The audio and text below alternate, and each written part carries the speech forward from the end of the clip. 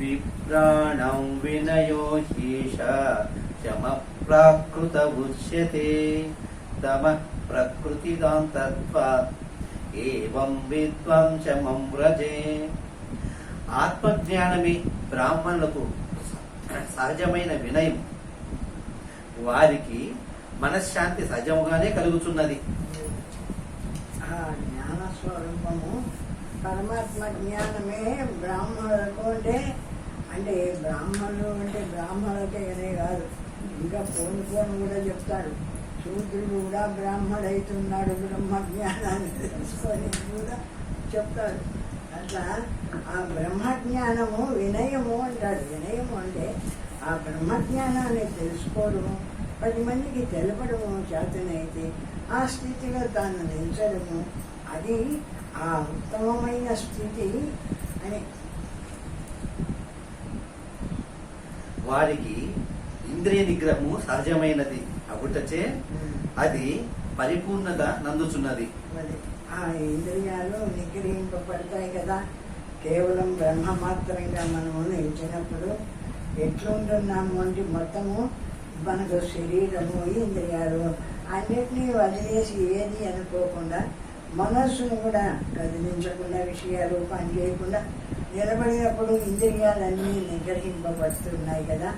ఆ విధంగా ఆ ఇంద్రియాలన్నీ నిగ్రహింపబడమే ఆత్మస్వరూపము బ్రహ్మస్వరూపంగా నిలిచేదానికి మనకి అది ఉండవాళ్ళ. ఇంద్రియ నిగ్రహం లేనివాడు బ్రహ్మస్వరూపాన్ని పొందినా కూడా వాడు నిలవలేడు ఆ బ్రహ్మత్వంలో ఇక్కడ. కాబట్టి ఆ బ్రహ్మస్వరూపాన్ని పొందినటువంటి వాడు ఆ ఇంద్రియ నిగ్రహం కలిగి ఉంటాడు. శాంతమై బ్రహ్మమిట్టు తెలుసుకుని వాడు స్వయముగా సుఖి అయి అచలమైన శాంతుడుగా వచ్చున్నాడు. అది ఆ బ్రహ్మస్వరూపము ఎప్పుడు తెలియబడిందో బ్రహ్మమాత్రంగా నిలబడినాడు ఉంటే ఇంకా మనస్సు బుద్ధి ఇంద్రియాలు ఇవి ఏవి కదలవు, అచలం. అంటే ఇవి ఏవి చెల్లించి ఆ విషయమో ఈ విషయమో అని తెలుసుకోవడానికి పరిగెత్తవు, ప్రశాంతంగా నిలబడిపోతాయి. శుద్ధ జ్ఞాన స్వరూపాన్ని ఎవడైతే తెలుసుకుంటాడో బ్రహ్మమాత్రంగా నిలబడతాడో వాని ఇంద్రియాలన్నీ కూడా శాంతిస్తాయి, ఏ విషయాల మీదకి పోవు, ప్రశాంతంగా నిలబడతాయి అంటాడు. సవస్తు సోపలంబం చ ద్వయం లౌకికమిష్యతే అవస్తు సోపలంబం చ శుద్ధం లౌకికమిష్యతే. వస్తు భావములతో సంబంధము కలిగి అనుభవం మాత్ర జ్ఞాతమైన జాగ్రత్తావస్థ వేదాంతము అంగీకరించుచున్నది. జాగ్రత్తావస్థను వేదాంతము అంగీకరించుచున్నది. జాగ్రత్త అవస్థలోనే కదా ఈ బ్రహ్మత్వాన్ని తెలుసుకోవాల్సింది. స్వప్నంలో సుషుప్తిలో బ్రహ్మత్వాన్ని ఏం తెలుసుకుంటాము? ఎందుకు అంటే జాగ్రత్త అవస్థ అయితే అన్ని ఇంద్రియాలు పనిచేస్తూ ఉంటాయి, వాటిని అన్ని అదుపులో పెట్టుకోగలడు. బ్రహ్మం ఏదంటే విచారించేటువంటి బుద్ధికి సత్తా ఉంటుంది. నిద్రలోకి పోతే అజ్ఞానంలో లయించిపోతుంది కదా. ఆ నిద్రలోకి పోయిన వాడిని మనోబుద్ధులు అజ్ఞానంలో లయించిపోతున్నాయి. లయించిపోయిన బుద్ధివృత్తులు పరమాత్మనేం తెలుసుకుంటాయి. పరమాత్మను తెలుసుకోవాలంటే ఎంతసేపు ఉన్న జాగ్రత్త అవస్థలోనే తెలుసుకోవాలా. ఆ జాగ్రత్త అవస్థలో వాడికి ఆ మనోబుద్ధులు పనిచేస్తూ ఉంటాయి. ఆ మనోబుద్ధులతో ఈ పరమాత్మను తెలుసుకొని ఆ మనోబుద్ధులను నియమించి నిలబెట్టి బ్రహ్మమాత్రంగా నిలబడేటువంటి సత్తా ఒక జాగ్రత్త అవస్థలోనే ఏర్పడుతుంది అంటాడు.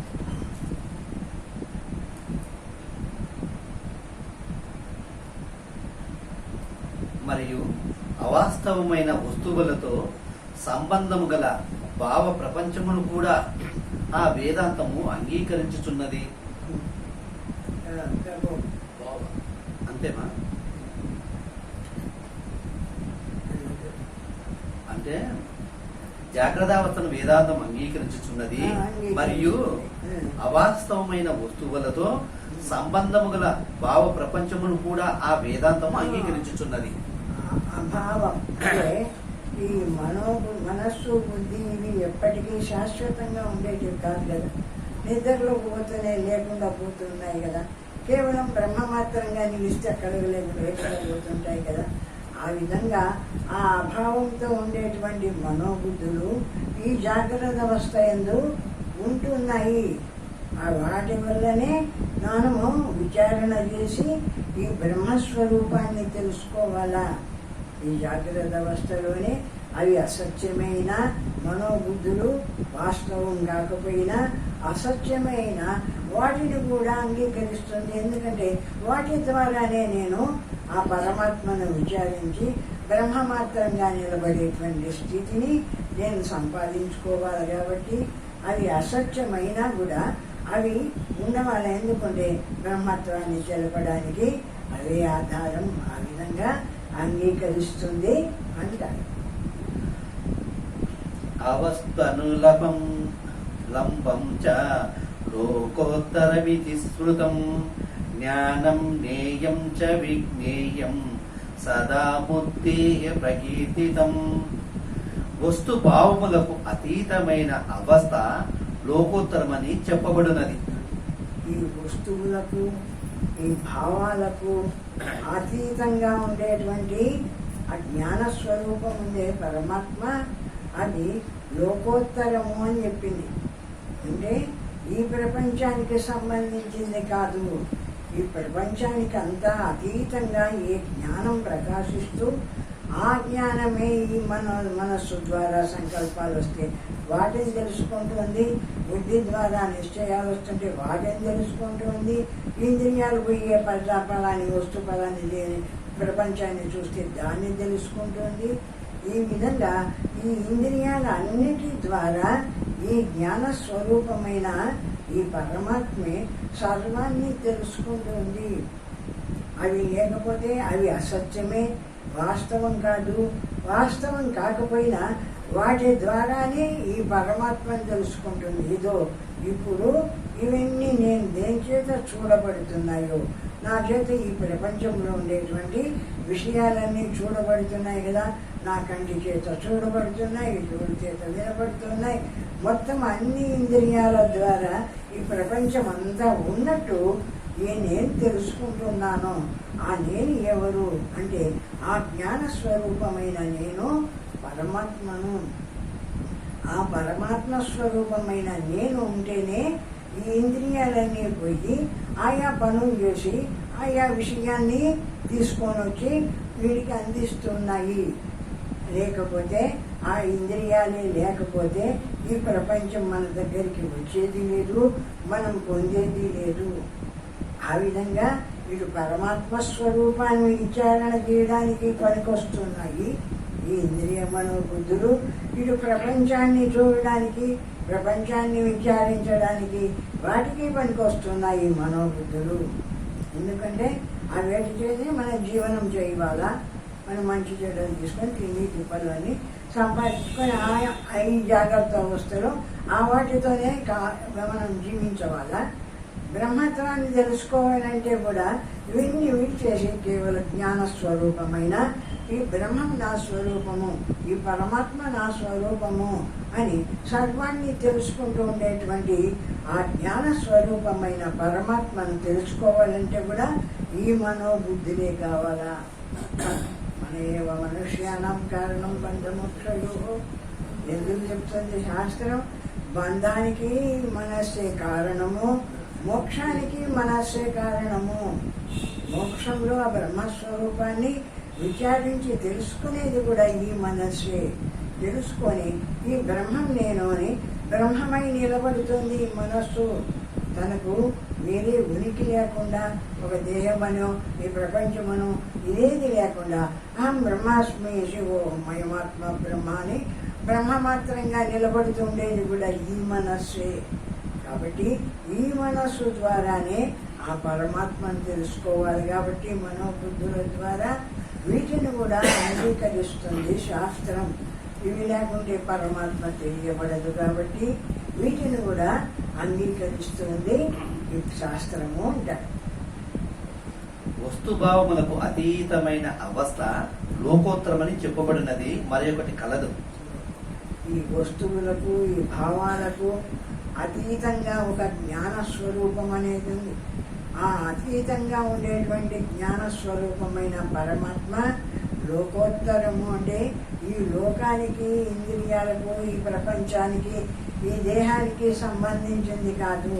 వీటన్నిటికంటే వేరుగా ఉండి వీటన్నిటికంటే ముందు ఉండేటువంటి సత్వరూపంగా ఏ పరమాత్మ ప్రకాశిస్తుందో ఆ పరమాత్మ ప్రకాశిస్తుంది జ్ఞానస్వరూపమై. ఆ విధంగా ఆ పరమాత్మను ఉన్నట్టు తెలపడానికి కూడా ఈ మనోబుద్ధులే కావాలా, విచారణ చేయాలా. ఆ బ్రహ్మస్వరూపము ఇటువంటిదని విచారణ చేయాలా. ఇటువంటి బ్రహ్మం నేను అని ఆ మనోబుద్ధులు ఆ బ్రహ్మం నుండే కదా బయటకు వచ్చింది. కాబట్టి అవే తెలుసుకొని నేను బ్రహ్మస్వరూపము అని ఆ మనోబుద్ధులే తెలుసుకొని బ్రహ్మమై నిల్చవాలా. ఆ విధంగా బ్రహ్మమై నిల్చేదానికి కూడా ఈ మనోబుద్ధులు పనికొస్తాయి. ఇది శాస్త్రీయానుభవములకు అతీతమైనది. శాస్త్రీయానుభవములకు అతీతమైనది. మామూలు అనుభవాలనేటువంటి అనుభవం కాదు, అన్ని ఇంద్రియాలతో అనుభవించే అనుభవాలన్నిటికంటే అతీతమైంది. అంటే బ్రహ్మానుభవము అనేది ఏమిటి? బ్రహ్మానుభవం అంటే ఈ మనస్సు, బుద్ధి, చిత్తం, అహంకారం, ఈ ప్రపంచం విషయాలు అయ్యేది అనకుండా నిలబడు, నిశ్శబ్దంగా మౌనంగా ఉండు, శబ్దమే చేయని స్థితిలో ఉండు.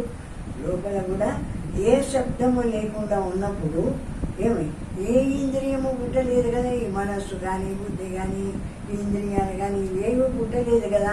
కేవలం ఏముంది? సర్వాన్ని తెలుసుకుంటూ ఉండేటువంటి ఈ లోకోత్తరం అని చెప్పినాడే ఈ జ్ఞానం ఒక్కటి ప్రకాశిస్తుంది. కానీ దాని దగ్గర ఇవి ఏవి ప్రకాశించలేదు. అంటే ఇవి ఏవి వీటిని వాడు చూడలే. ఎవరు ఆ జ్ఞానాన్ని పొందవాలనుకున్నటువంటి జ్ఞాని వీటి దగ్గర నుంచి వచ్చి ఈ ప్రపంచాన్ని చూడకుండా వదిలేసినాడు. వీటన్నిటినీ ప్రకాశింపజేసేటువంటి ఆ లోకోత్తరమైనటువంటి ఏ జ్ఞాన స్వరూపం ఉందో ఆ జ్ఞానం నేను అనుకున్నాడు, బ్రహ్మమాత్రంగా నిలిచినాడు. ఆ జ్ఞాన స్వరూపంగా బ్రహ్మమాత్రంగా నిలిచినాడు. అంతవరకు పోయేంత వరకు నువ్వు ఇప్పుడు చదవాలంటే మనోబుద్ధులు కావద్దు, శాస్త్ర విచారణ చేయాలంటే మనోబుద్ధులు కావద్దు, అన్నిటికీ కావాలి కదా. అయితే అవి అసత్యమే అయినా కూడా అవి సత్యాన్ని కూడా తెలుపుతున్నాయి. కాబట్టి వాటి అవసరము దీన్ని చెప్తూ ఒప్పుకుంటారు. ప్రబుద్ధులు జ్ఞానం, జ్ఞేయం, విజ్ఞానం అను ఈ త్రయమే పరమాత్మని వర్ణించుచున్నారు. జ్ఞానము అంటే సర్వాన్ని తెలుసుకుంటూ ఉండే జ్ఞానము, జ్ఞేయము తెలియబడుతూ ఉండే ప్రపంచము.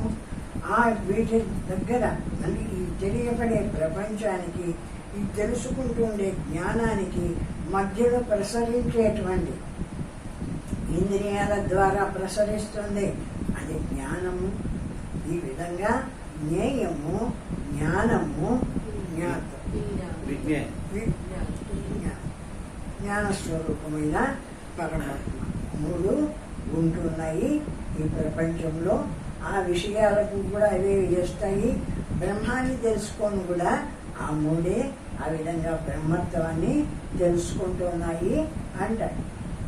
జ్ఞానము, జ్ఞేయము, విజ్ఞానము అను ఈ విజ్ఞానము అంటే ఏమిటి అంటే అనుభవం. జ్ఞానము, జ్ఞేయం. ఇప్పుడు నాకు మధ్యగా తెలుసుకునే జ్ఞానం ఉంది, నాకు ఎదురుగా వస్తువు ఉంది, అది జ్ఞేయం. నా చేత చూడబడే వస్తువు అది. ఆ వస్తువును చూడడానికి నా జ్ఞానం ఉంది, ఇంద్రియాల ద్వారా పోయి ఆ జ్ఞానం పోయి ఆ వస్తువును తెలుసుకున్న తర్వాత ఈ వస్తువు ఫలానా అని అనుభవించడానికి జ్ఞేయం. నేనున్నాను, జ్ఞానస్వరూపంగా అనుభవ రూపమై ప్రకాశిస్తూ ఉన్నాను. అను ఈ త్రయమే పరమాత్మని వర్ణించుచున్నారు. వాస్తవంగా కూడా ఈ మూడే పరమాత్మ అని వర్ణిస్తున్నారు. ఎందుకంటే ఈ మూడు ఆయా పరిస్థితులు మారినాయే కానీ అన్ని ఒకటే స్వరూపమే. ఏ స్వరూపమైతే జ్ఞానము సర్వాన్ని తెలుసుకునే జ్ఞానం ఉందో ఆ జ్ఞానమే ఇంద్రియాల ద్వారా ప్రసరించినప్పుడు జ్ఞానమైతుంది. అంటే ఆ పరమాత్మ స్వరూపమే ఇంద్రియాల ద్వారా ప్రసరించినప్పుడు జ్ఞానమైతుంది. ఆ ఇంద్రియాల ద్వారా ప్రసరించి బయట ఉన్న వస్తువులను చూచినప్పుడు ఇంద్రియాల ద్వారా అది జ్ఞేయమవుతుంది, తెలియబడేదవుతుంది. ఈ విధంగా 3 రకాలుగా మనం ప్రపంచానుభవాలను అనుభవిస్తూ ఉంటాం. మనకు 3 రకాలు అనుభవిస్తున్నట్టు మనకు అర్థం కాదు, కానీ వాస్తవంగా ఈ విధంగా నువ్వు 3 రకాలుగా అనుభవిస్తే కానీ ఈ ప్రపంచాన్ని అనుభవానికి తెచ్చుకోలేవు. ఆ విధంగా 3 రకాలుగా ఒకే జ్ఞానమే, ఒకే బ్రహ్మస్వరూపం ఒక్కటేది, అది ఏకం ఒక్కటే. ఆ ఒక్కటే ఆ ఇంద్రియాల ద్వారా వచ్చినప్పుడు జ్ఞానమవుతుంది. నేను ఆ ఇంద్రియాలు బయట విషయాన్ని చూసినప్పుడు జ్ఞేయమవుతుంది. ఈ విధంగా 3 రకాలుగా బయటికి వచ్చి ఈ ప్రపంచానుభవాలన్నిటినీ మనకు అనుభవింపచేస్తూ ఉంటుంది ఈ జ్ఞానమే. జ్ఞానే చ త్రివిధే జ్ఞేయే క్రమేణ విదితే స్వయం సర్వజ్ఞతా హి సర్వత్ర భవతీహ మహాదియా. జ్ఞానమును త్రివిధ జ్ఞేయమును వరుసగా వాని క్రమములో తెలుసుకునేవాడు సర్వత్రా సర్వ విషయములందు స్వయముగా సర్వజ్ఞతమును పొందుచున్నాడు. అయితే అందరూ అనుభవిస్తున్నారే కానీ ప్రపంచంలో ఈ 3 రకాల ఈ విధంగానే జరుగుతుంటేనే ప్రపంచ వ్యవహారం జరుగుతుంది. అట్లా ప్రతి మనిషి వాడి పనులు చేస్తున్నాడు, వాడి అనుభవాలు అనుభవిస్తున్నాడు. అంటే ఈ 3 వరుసల్లోనే వాడు అనుభవించవలసిందే. ఇవి తప్ప ఇంకొక రకంగా అనుభవించడానికి వీల్లేదు. కానీ ఇటువంటిది ఒకటి ఉంది. ఇటువంటి జ్ఞాన స్వరూపమైన ఒక పరమాత్మ స్వరూపం. అది మనం పరమాత్మ అని పేరు పెట్టుకున్నాం. అది ఒక మహాసత్త, ఒక శక్తి, ఆ జ్ఞాన శక్తి. ఆ జ్ఞాన శక్తి ఇంద్రియాల ద్వారా బయటకు వచ్చినప్పుడు ఏమి జ్ఞానము అంటున్నాము. అంటే జ్ఞానం అంటే తెలుసుకునేటువంటి ఆ ఉపకరణాల ద్వారా వచ్చి తెలుసుకునేటువంటిది, తెలియబడేటువంటి ప్రపంచం అంతా జ్ఞేయము అంటున్నాము. ఈ విధంగా మనం ఏ పని చేస్తున్నా, ఏది చేస్తున్నా కూడా ఈ 3 రకాలుగానే జరుగుతుంది. ఒకటి చూసేటువంటి జ్ఞాన స్వరూపము, మధ్యలో ఇంద్రియాల ద్వారా పోయిన జ్ఞానము, మళ్ళీ బయట ఉండేటువంటి విషయాలు. ఈ 3 ద్వారానే ప్రతి మనిషి కూడా ఆ అనుభవాలన్నీ వాడి కర్మానుభవాలన్నీ వాడు అనుభవిస్తూ ఉంటాడు. ఈ 3 తప్ప ఇంకా ఏ విధంగా ఇంకొక దారులు ఏం లేవు. కానీ ఇట్లా ఉంది. ఈ విధంగా నాలో ఒక జ్ఞానం ఉంది. ఆ జ్ఞానం ఇంద్రియాల ద్వారా బయటికి పోతుంది.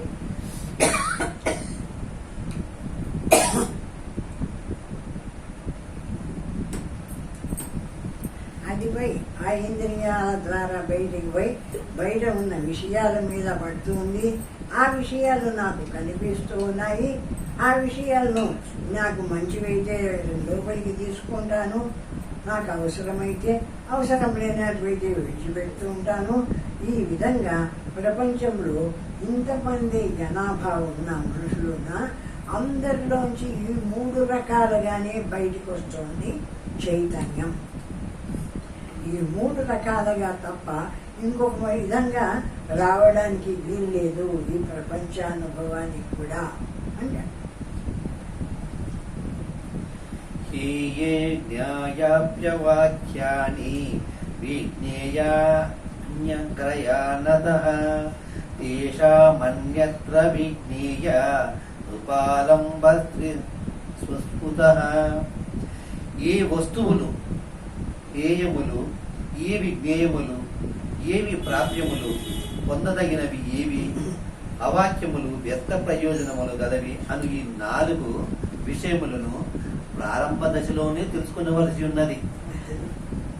ఏవి తెలియబడే వస్తువులు, ఏమి ఈ వస్తువులన్నిటినీ తెలుసుకుంటూ ఉండేటువంటి ఈ జ్ఞానము. ఆ జ్ఞానం ఎట్లా తెలుసుకుంటుంది? ఈ ఇంద్రియాల ద్వారా బయటకు వస్తేనే తెలుసుకుంటుంది. కన్ను చూస్తే కదా అది ఫలానా వస్తువు అని తెలియబడి అది మంచో చెడ్డో తీసుకోవాలనో వద్దో ఏదైనా ఒక మనం ప్రయోజనం వాడుకోవాలంటే మనం అనుభవించవాలంటే ఆ ఇంద్రియాల ద్వారా